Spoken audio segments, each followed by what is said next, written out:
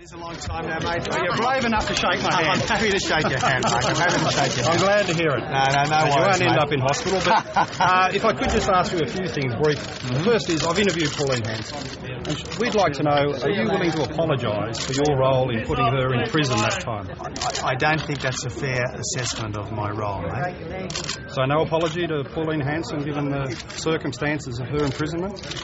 It was the Queensland prosecuting authorities that did what they thought was their job. You had nothing to do with it. My role was a long time before that. And secondly, I was encouraged at the start of the campaign when you and your spokesperson Scott Morrison said that you'd be slashing the migration program. But then it's turned out that you've just got the same target as the Gillard government. What about a real policy, a fair income policy that gets the level of migration back to where it was, 100,000? Well, what is the Gillard government's target? That's the point. I think it's very important for her to say what her number is.